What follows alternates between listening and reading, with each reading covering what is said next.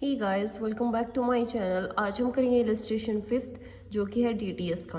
Mister Ramanand was working with R limited on salary of 70,000 per month. He resigned on 31st A 2020 and joined P Limited on next day of a salary of 1 lakh per month. Compute the tax deductible by both the employer by assuming Ramanand submitted the details of salary return from R Limited to P Limited along with a copy of Form 16 on 1/9/2020. What will happen if he adopts new alternative tax regime? तो अब हम इसकी पहले total income निकाल लेते हैं। तो इसकी सैलरी कितनी दे रखी है, पहले हम क्या करेंगे, जो इसने 5 मंथ काम किया है ना, उसके हिसाब से नहीं करेंगे, पूरा टोटल 12 मंथ्स के हिसाब से करेंगे। फिर जो टीडीएस है वो 4 या 5 मंथ्स के हिसाब से ले लेंगे। देखो कैसे करना है, मैं बता देती हूँ आपको। पहले सैलरी जो कि 70,000 है, इंटू 12 करेंगे तो आ जाएगा 8,40,000 आगे। फिर उसमें से हम दे देंगे स्टैंडर्ड डिडक्शन जो कि है 50,000 की, तो आ जाएगा 7,90,000। अब इस पे हमें टैक्स निकालना है, तो 250 पर तो होगा नील, नेक्स्ट 250 पर होगा 5% जो कि है 12। फिर है 290 पर 20%, 290 पर 20%, 58,000।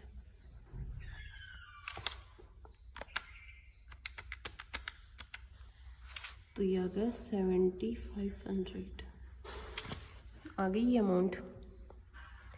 अब इसमें हमें ऐड करना है 4% हेल्थ एजुकेशन सेस, जो कि हो जाएगा 2820।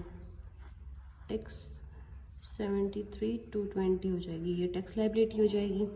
अब इसको हम 12th मंथ से कर देंगे तो मंथली टीडीएस आ जाएगा।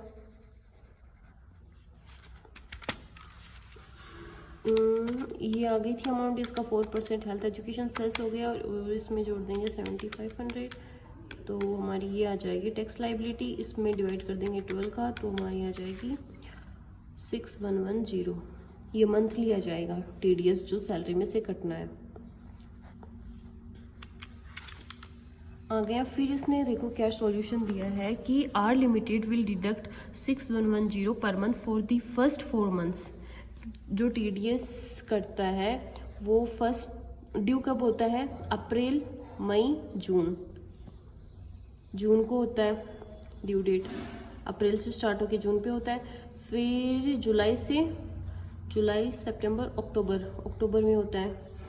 फिर नवंबर, गलत लिख दिया, जून हो गया। जुलाई, अगस्त, सितंबर, ये सितंबर में होता है। फिर ये अक्टूबर से स्टार्ट होता है, नवंबर, ये दिसंबर में कंप्लीट होता है। फिर दिसंबर में होता है, फिर जैन से स्टार्ट होता है और ये मार्च में कंप्लीट होता है। तो ये ड्यू डेट्स हैं टीडीएस की। तो ये जून को, ये सितंबर को होता है।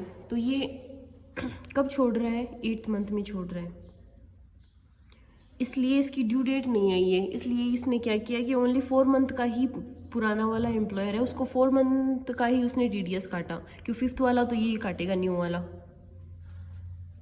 तो इसने 4 मंथ का ही टीडीएस लिया है, ये बोल रहा है खुद।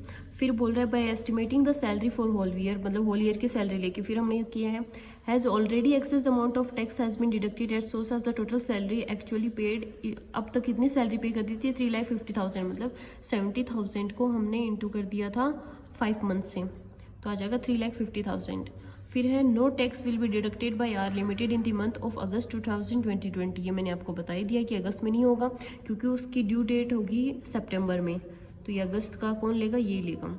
फिर है total TDS by R limited will इतना, 4 मंथ का हो गया ना, क्योंकि 611 तो 1 मंथ का हो रहा है, इंटू 4 कर देंगे तो आ जाएगा 2,440। ये इतना टीडीएस कौन लेगा, आर लिमिटेड, इसने इतना ले लिया। और अगस्त वाला ये कट नहीं करेगा।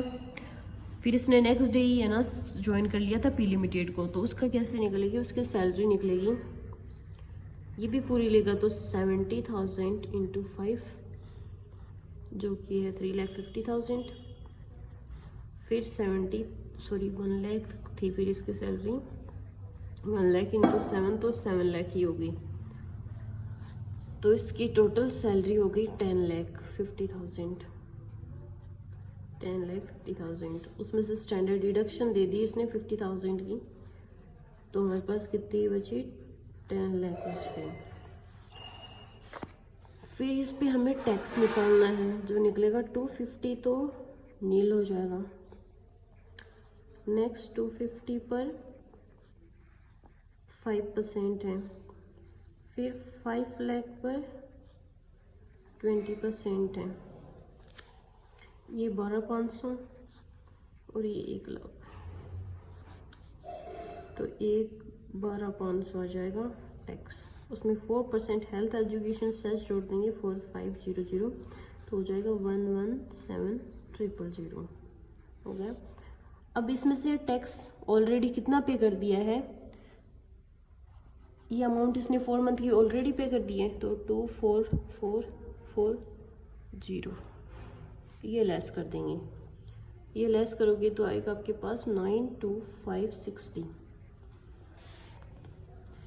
अब जो बची सैलरी है ना, जो कि है 92560, इसके पास इसने कितने मंथ काम किया है, 7 मंथ काम किया है, तो ये TDS के 7th मंथ का ही काटेगा। तो कितना कटेगा इसका, 13,222.86 मंथली।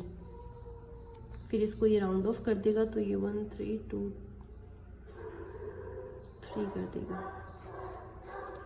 ये इसका TDS अमाउंट आ गई मंथली जो कटना है।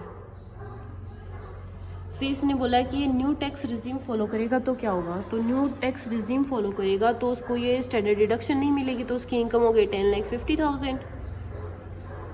फिर उस पर ये टैक्स निकालेगा, तो उसका टैक्स निकालेगा, फिर उसमें हेल्थ एजुकेशन से सेट करेगा, तो उसकी टैक्स लाइबिलिटी हो जाएगी 8,400। और फिर उसको मान लो वो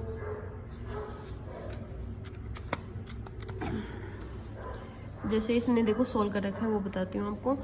सॉल्व नहीं कर रखा है, वो बस इतना एक्सप्लेनेशन दे रखा है। If Ramanand option new alternative tax regime under section 115 BSc to tax the income according to